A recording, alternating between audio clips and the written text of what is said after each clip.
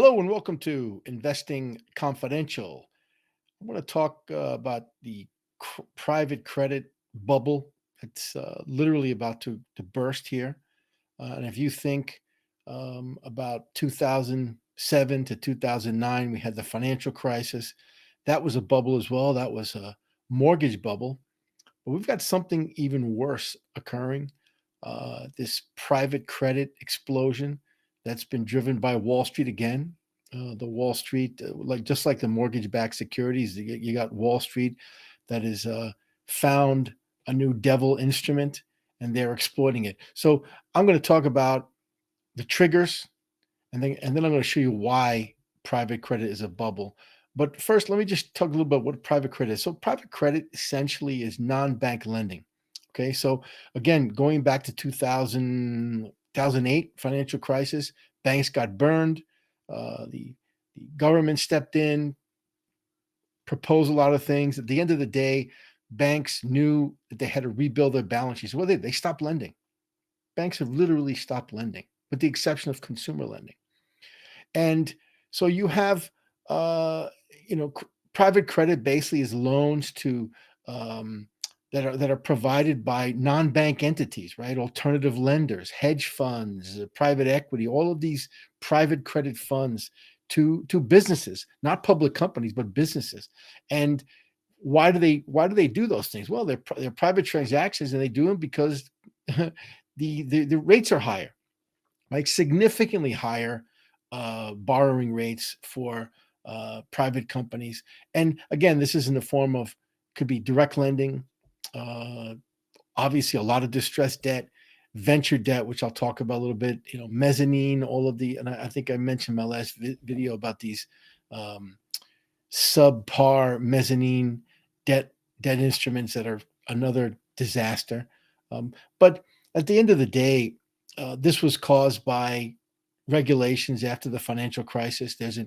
Obviously you had the this failed experiment of helicopter money, throwing money at the economy, driving down interest rates to we got to the all-time 3,000-year lows in interest rates. I mean, literally 3,000-year lows in interest rates in right after the pandemic. Didn't work. The economy didn't spark up. Then we got inflation because of the money printing. I mean, these central bank heads are all morons.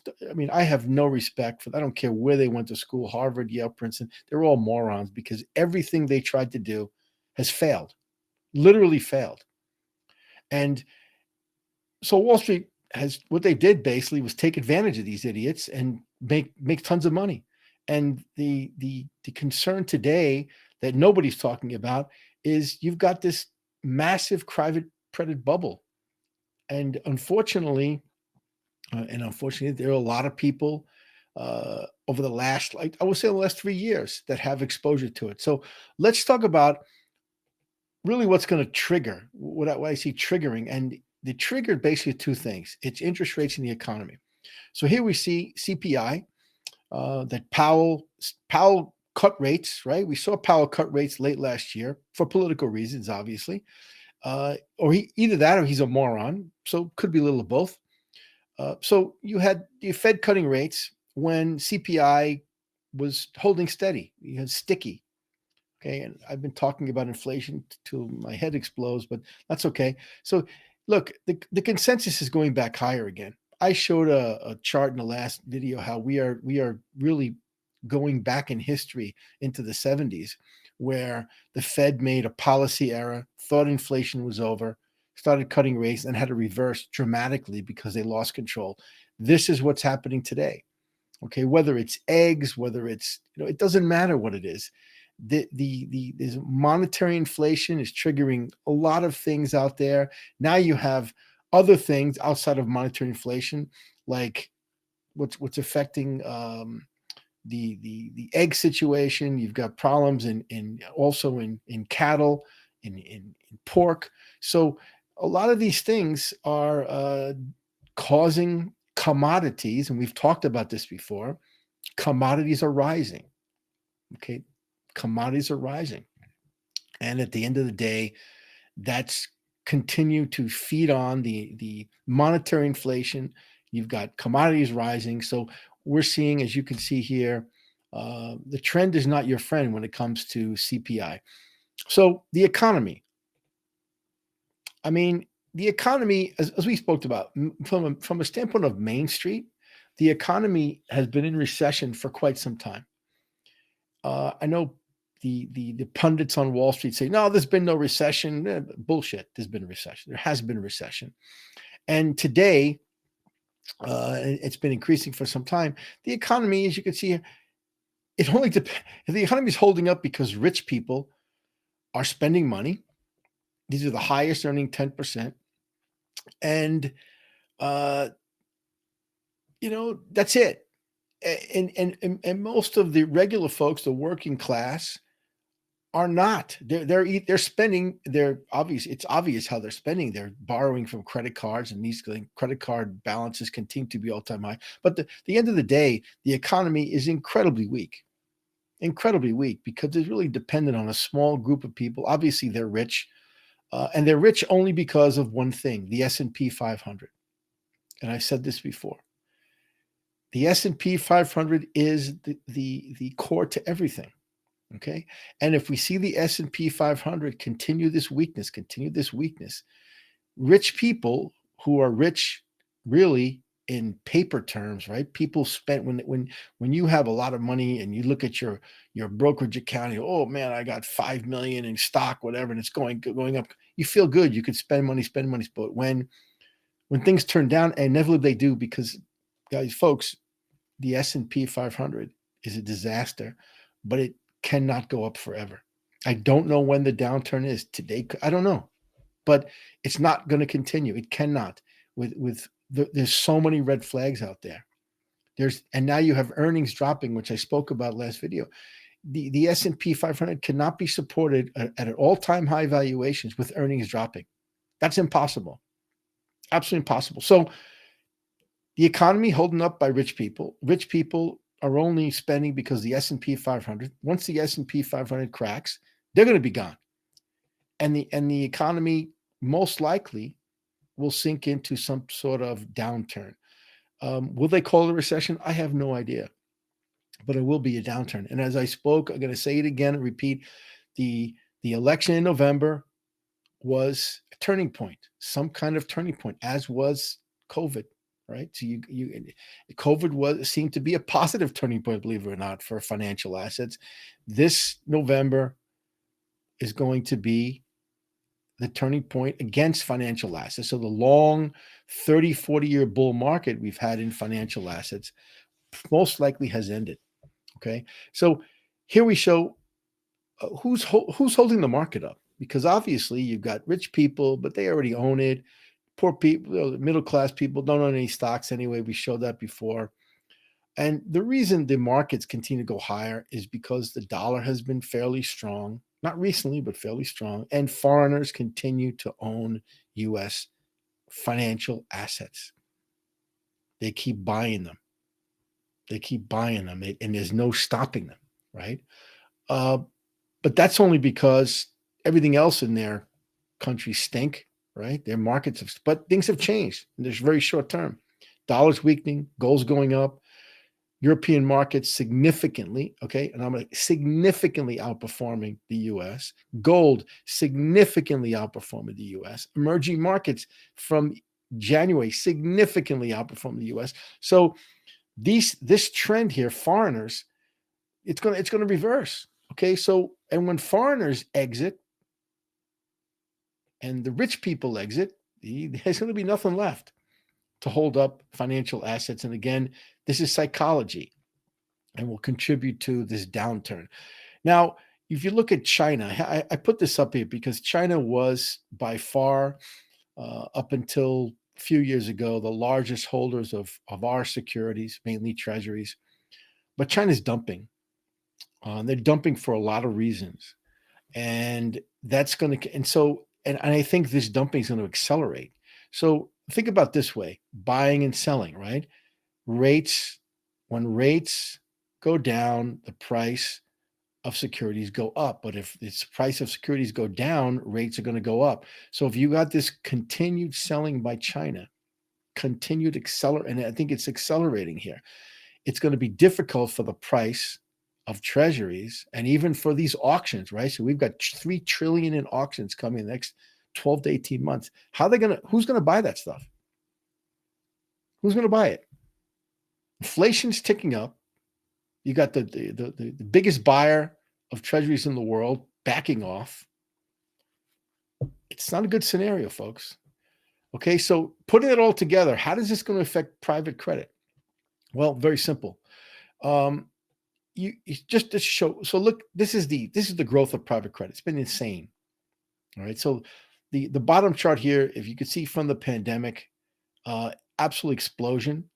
Okay, especially in 2024 in the upper chart, an absolute explosion. Why are these leverage loan issuances exploding? Because of demand. There is demand. Again, this goes back to 2000, 2006, 7, and 8. There was demand for all of these mortgage loans because they were packaging them in funds and selling them off to investors. And here you see the same thing happening again. Folks, you got to be careful here. This is just Bank of America issue, but you've got massive flows by private clients, by individuals, by rich people, or ETFs. People are buying ETFs into these high yield funds backed by private credit. When it's all said and done, it's private credit. Okay, nothing else and so the people are going into this stuff, individual investors and institutional investors, pension funds, and it's a nightmare. And then, this is the beginning of the end. Okay, so I'm going to talk a little bit about a couple of things here. The private credit boom has really ended in terms of what it from a standpoint of value, right? So right now, what you've got, and obviously you're seeing beginnings of this crack. We saw this again. We go back to, again, historical. People were writing about 2006 to 7 about the mortgage crisis. No one was paying attention. Okay, and so what you got here is, again, Wall Street again. Okay, fund managers, they're valuing their loans more than they're worth. Why? Because they're private. There's no market for it. There's no stock market. There's no pricing going up and down. So they're just saying, oh, my loan is worth this. I bought it for 1,000. It's worth 1,000, when it's not. And the reason it's not is there's a large, and this is growing, large percentage of the borrowers, right? These small businesses, medium-sized businesses that are fueling this by borrowing money. They're basically saying we can't pay the interest anymore. So what we're going to do, we're going to do PIK. Okay, this is a term maybe you haven't heard before. PIK. Okay, pay in kind. So what that means is, this would be great if I could do this. If I can't pay my interest, I just say, hey, you know what I'm going to do? I'm going to do pay in kind. So I'm going to give you more bonds or more shares, whatever so they're going to give you collateral instead of interest. And if you're a company that's struggling, what do you care? Because if you make it, you pay it off. If you don't make it, you go bankrupt, you walk away, leaving the debtors to hold in the bag. So more and more companies are saying, we're going to pay PIK. These funds, which have all these, which are paying high yield, all of a sudden now this interest is going down because many of these borrowers are just not paying interest.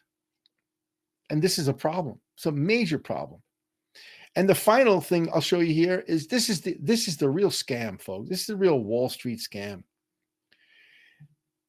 This is the last gasp of private equity and, to a certain extent, venture capital with these large. They're getting out. And how are they getting out? This is the biggest scam in Wall Street. Okay, they're what they're doing is they've bought all these companies, LBO'd all these companies in private equity, big companies, and they're saying, okay, I can't do an IPO because the IPO market's dead. Capital markets are dead. Wall Street is reeling from this, right? This is one of the other reasons why Wall Street's dying a slow death, no matter what the numbers tell you. They're just saying, okay, I'm going to borrow a bunch of money. Again, there's demand for this leverage. I'm going to load up this company with debt, and then I'm going to pay out a big dividend because guess what? I own all the equity. It's a private company. So you borrow the money from a bank or from an alternative lender, mostly like alternative lender. You borrow money from Blackstone or whatever. You give them probably some warrants. You pay them a fee, and then you pay yourself out a nice dividend. So you dividend recap. You capture your equity in the form of a dividend recapture. This is a scam. And so what happens is you do that, you get your money out, and you leave the company loaded with debt. Now, if you want to see some examples of what happens to this, look what's going on. Look at the problems that in past with Hertz and Avis. These were recaps. Okay, you could look at a lot of companies that you scratch your head, like Bed Bath and Beyond. A bunch of these companies. Why are these companies go bankrupt? You hear about all these companies, this big company's going bankrupt. They're going bankrupt because private equity took them private or bought into them, borrowed a crap load of money, paid themselves a dividend, and they're out. And these companies are going bankrupt. That's a fact. You see it here. Look at the last 2 years, what these guys are doing. Okay. They're doing this because they know what's coming. They know the slowdown is coming. And because they have no cushion. I spoke about cushions in the last video. They have no cushion. So they have to get their money out. God forbid these guys lose money, private equity guys, the billionaires. So they load these companies up, get their money out, and they see it coming. Because if they saw a boom coming, it's be much better to IPO your stock at a high price. They make fortunes off to that. Here, they're making some good money, but they're getting their money out. They're not making a lot of money, but they're getting out because when the downturn comes, all of these leverage companies are going to go bust. That's the bottom line. All these private equity guys are going to be sitting with these companies forever. They were only supposed to have them for 4 or 5, 7 years maximum. Now they hold them for 7, 10. They might hold them for 20 years, but they need to get out. So this is what they do. And you have the same thing going in venture. We call it venture debt. Same thing. Load up the company, pay out a dividend, get out. So to conclude, private credit is a scam. Private credit is a bubble. If you have any private credit funds, my advice for you to get out, especially if they're ETFs, get out if you can. Get out. Take 4% in money market. Okay. Do anything other than that. Buy some high quality emerging market debt, corporate debt, sovereign debt. But this private credit is toxic. Again, Wall Street invented it, and Main Street will not get as screwed as they are in the past, except for the fact a lot of these companies go bust, they're going to fire people. So again, Main Street getting screwed by Wall Street, but I still believe Main Street's going to come out ahead. But private credit, a big bust. And if you're an investor in any of these private credit funds, be careful out there.